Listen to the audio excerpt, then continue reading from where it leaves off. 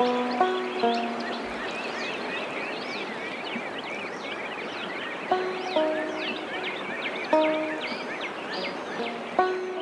1957, Texas writer John Graves spent 3 weeks paddling the Brazos River. He wrote about the trip in his book, Goodbye to a River. Today, a 113-mile section of the Brazos is designated the John Graves Scenic Riverway.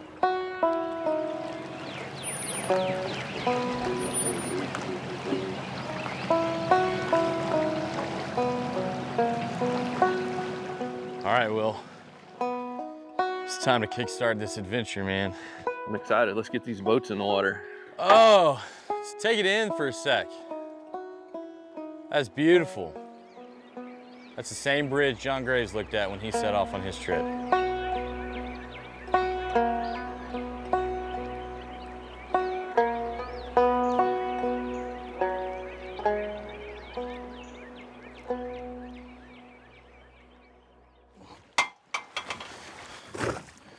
Boats in the water. I'm Grant Ingram. Everything intact? I think so. I'm here with my buddy Will Stewart.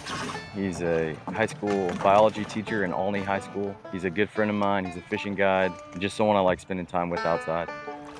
Been waiting on this all week. All right, dude, you ready? Let's go. Let's do it.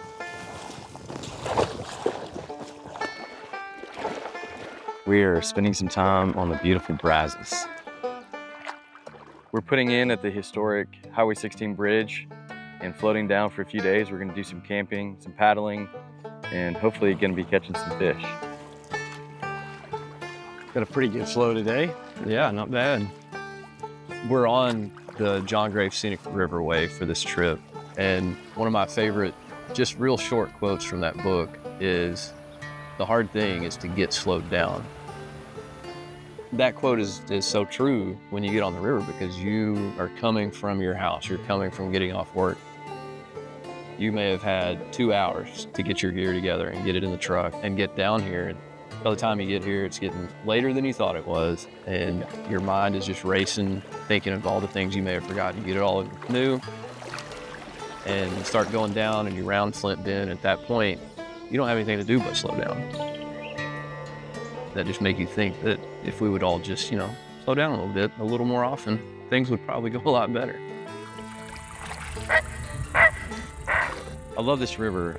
It's the first river that my dad and I paddled and camped on, so it holds a special place in my heart. It's what led me to love the outdoors, just having those experiences and sharing those memories with my dad on this stretch of water. Hopefully we don't have to paddle too much with this flow. I'm just glad we don't have to walk much. I think it's a special bond that you have with someone when you can get out and enjoy being out in the wilderness and being able to navigate through it together. You're relying on each other, you're bringing what you can to the table and hoping that it all works out.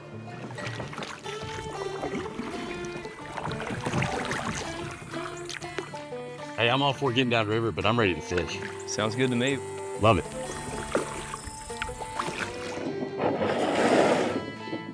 All right, let's get some lines in the water. Let's do it. This river is a phenomenal place to fish. Right, we got a lot of sunshine, so the brighter the day, the brighter the fly. Heard the opposite, and I've caught fish both ways. You're all rigged up and ready to go. Stay ready. All right, let's see what we can do. He's got a little fella, a little largemouth. There's gotta be something under this tree. Gotta be. Every once in a while, Will give me a lesson or two on how to cast, because I'm pretty terrible at it. Never been the most patient guy, but getting out here, it just teaches you that you can't rush it.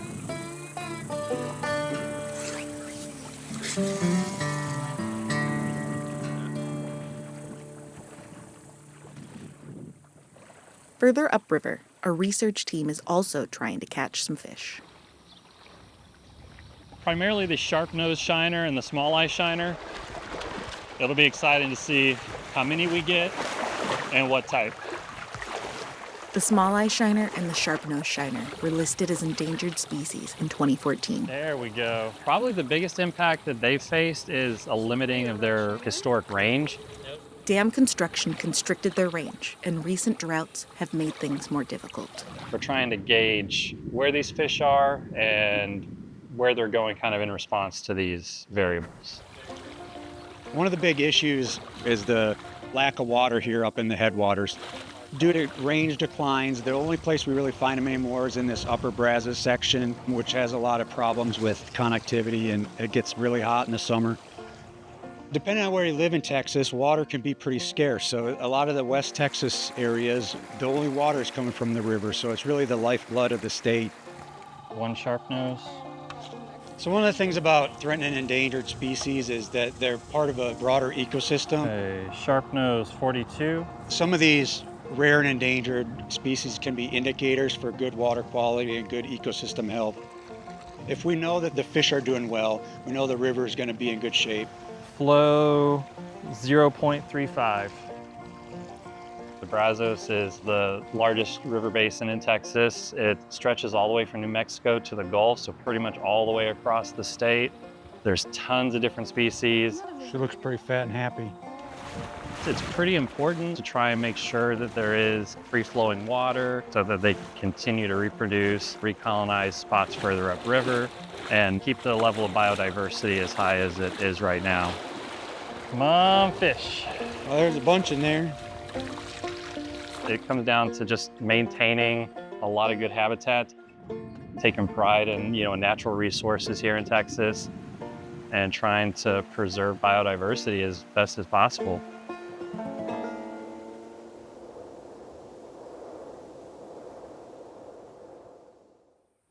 I was 10 years old when we came down on that trip. Yeah. I was fishing in the front of the boat. Dad was in the back paddling. We were in a canoe just like yours. I got hung up and I didn't know it. I thought I had a big old fish on, but the line tightened real quick on me and I got scared. I said, Dad, I'm hooked, I'm hooked. He said, let go. And that's exactly what I did. I let go of the whole rod and reel down to the bottom of the Brazos.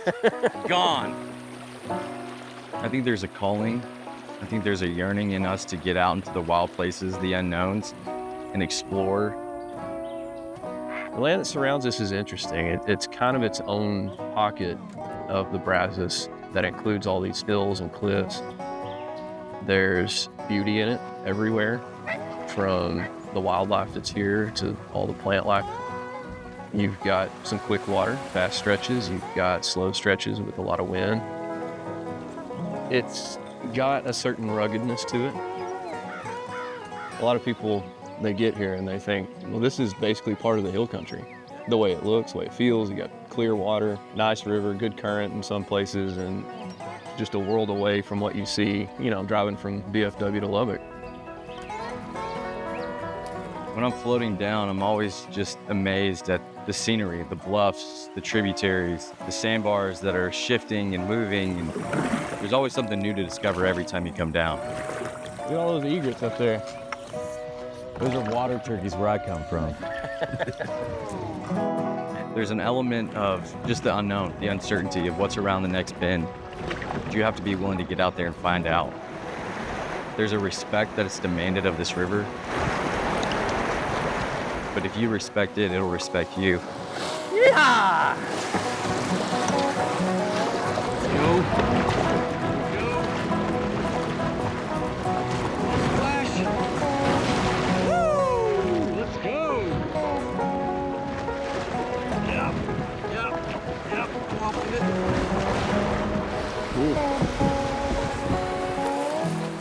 It's raw and it's wild and it's unforgiving, but it teaches you a lot. I think there's a reconnect that happens when you disconnect from everything else. And you can be out in nature and rely on the river, rely on your planning and execute. You learn so much from that.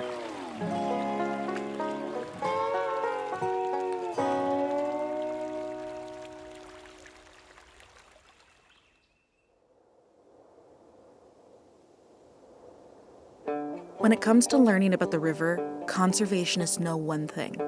This invasive plant is choking the Brazos. This is invasive salt cedar. Brought to America as an ornamental and for erosion control, salt cedar has wreaked havoc across the Southwest. When it's planted along rivers or when it spreads to those areas, first it can cause monoculture or just thickets of nothing but salt cedar, crowding out all of the native plants, nothing growing underneath of it. It's really kind of just a wasteland. Salt cedar can spread quickly along riverbanks, drinking up water and altering the flow of the river. It accumulates sediment, armors the banks build up, and this results in the channel growing deeper, narrower, more constricted. And so we go from having the wide channel with multiple braided streams moving through this to having essentially a narrow ditch. This change in the channel shape can really degrade the habitat for the fish and is one of the most significant impacts the salt cedar has on these aquatic ecosystems.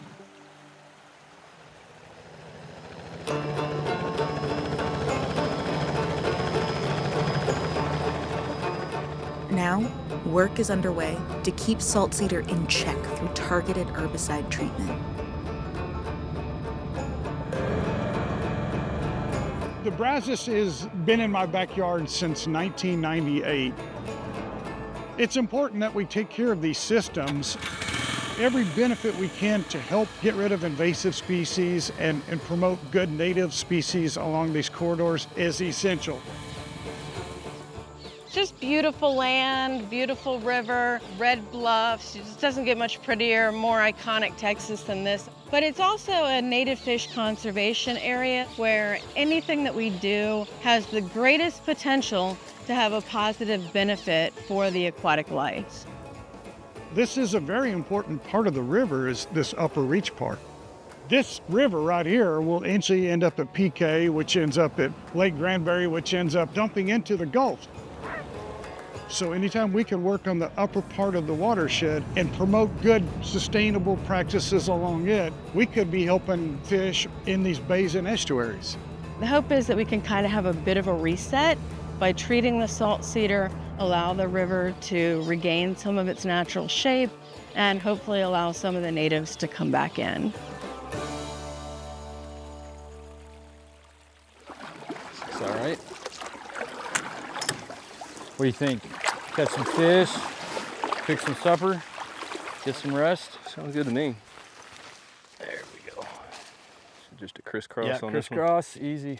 You're awfully kind to help me. I know all you're gonna do is set up a cot. That'll work. That's home for the night. All right. Nice and cozy, got a nice breeze tonight. It's gonna be perfect. I'm ready to fish. We're in the Brazos, part of the John Graves Scenic Riverway. Fish are rising and the sky is beautiful, not a cloud in it, a little sunny. It's gonna be a great evening. I'm gonna walk right across here in that shallow ripple right there, come across the bank, fish that slow water. I've been seeing some risers running there. I don't have my phone, Will, but if I did, I'll take a photo of you right now, because that's a pretty cool backdrop. Hard to beat for sure. Anytime I come here and fish, I have the expectation that there's a chance I'm gonna get skunked. I'll change flies as many times as I need to, trying to catch stuff. I'll observe what's going on around, and just through that observation, you get that experience. You may see some kind of animal on the bank. You may see a painted bunting flying across the river. I've seen twice this year now a bald eagle down here. And so even if you're not having a good day fishing, you're gonna have a good day doing something. You're telling me there's not an 8-pound bass just sitting in this foam right here? Gotta be. That's where I'd be if I was an 8-pound bass. Yeah, right there. That's one of the things that I like about fishing here so much, is that it's always a grab bag. Oh man, first Brazos fish on a crab fly. Looks like a drum. That's what you get for fishing a saltwater fly. Catch a saltwater fish. There he goes. Ooh, something rolled just to your left down there. May have been a gar, but it's big, whatever it was. Come on now. Ooh, oh, be a fish. Be a fish. There we go. Woo! Swims like a fish. Come on. Come here, you little bad boy. Woo! All right, Will, there you go, buddy. Oh, heck yeah, dude. On the board.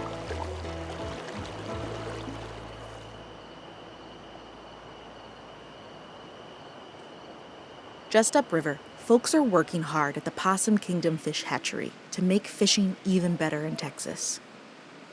We're at the Possum Kingdom Fish Hatchery, and we spawn the fish that are stocked around the state for people to catch. Texas relies heavily on a stocking program that makes sure that there's always an abundance of sport fish throughout the state. Many of the species that we produce, striped bass, hybrid striped bass, are only around because we are stocking them. It's a good looking group of fish. They're bigger than we thought they were coming out of the tank. 8-3. Today we are processing the striped bass that we're going to use for spring spawning. Some of these fish are longer than our table. They are one of our bigger bass species, and they're fun to catch. They put up a good fight. They're also a very good fish to eat. The fish that we have right now, they're in an environment where their temperature and light cycles are controlled to mimic a natural environment and to target spawning dates that we choose. There's a little clearness in these eggs, which means that the yolk is starting to condense. This is a fish that's probably going to spawn. This one's going to be a good one.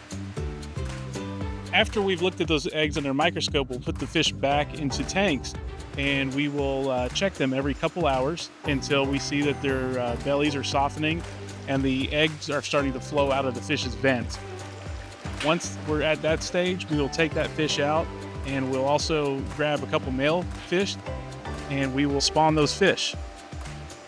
The eggs will stay in the incubation system for about 48 hours. That was a pretty big fish. She gave us about 1.6 million eggs. It's about a 45-day process to go from spawning those fish to stocking fingerlings out. We stock fish so that every angler in Texas has a good opportunity to go out and catch a good, keepable size fish on a regular basis. I love knowing that every time somebody goes out and catches a striper in Texas, there's a pretty good chance that that fish came from our hatchery. It's a great feeling to know that you're making an impact on fishing in Texas.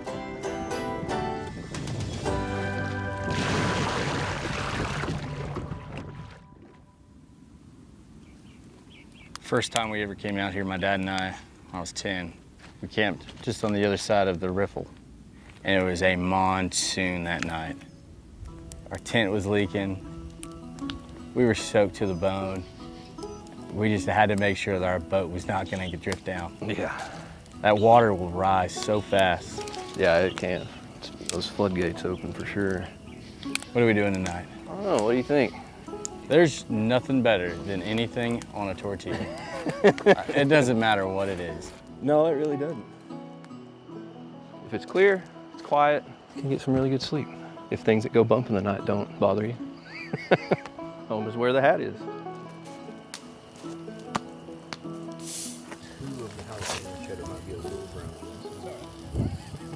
Man, I don't know how it gets any better. That was a perfect day. It was. I'm excited to be on this river, man. It's a beautiful river. I'm just grateful to have the opportunity to be out here. I'm looking forward to that cod tonight. That paddling Wore you up. took it out of me today.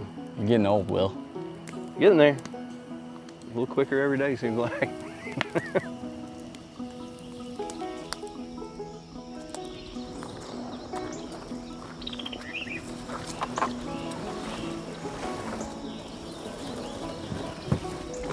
Didn't spill my coffee. There's a lot to learn about myself every time I come out here. That's why I love being out here. It teaches perseverance. It teaches you to appreciate the small things. You just slow down. You take it all in, and then you learn from it, and you grow from it. When I think about the memories that I have with my dad on this river, I can't wait to share that with my kids. It's a generational river. We've got to conserve it. I want my kids to be able to come out here and bring their kids, and their kids bring their kids. It's such a beautiful public place that people can use, and it takes the people paddling it to keep it like it is. This is a special river. That's why a few years ago, me and a friend of mine, we created the Brazos Cleanup Project. It's a nonprofit, volunteer effort every November to come and clean up the public access right below the Possum Kingdom Dam.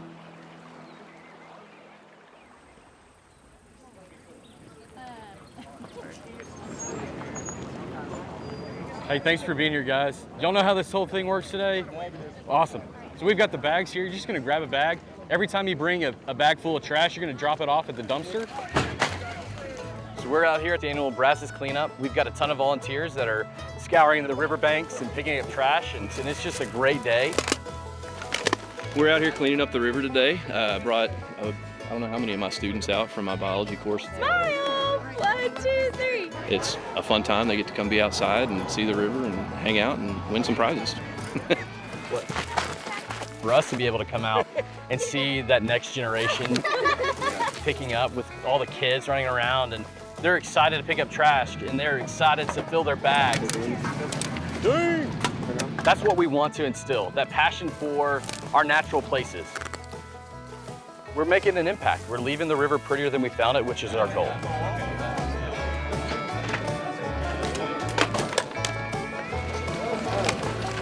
Brazos River cleanup! Woo!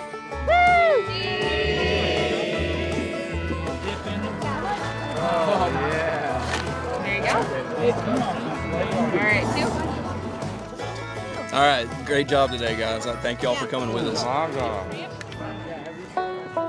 I think what I've learned in the past 4 years of bringing students out here is that a lot of times they're just not aware places like this exist close to home. It's a very dear spot on the river to me, and I hope that by doing this, they see that, yeah, this is a place they can come on an afternoon on a Saturday or something just to be and bring a friend, go swimming in the river, go fishing, take a hike, any of the above. I hope that they find places like this and they become dear to them so that we can continue this trend of protecting things that we love. This river holds a lot of significance, not just to me, but to the entire state of Texas. There's so much history right here that we just want to share, and we want to make sure that we're doing our part to preserve it, to protect it, and keep it clean.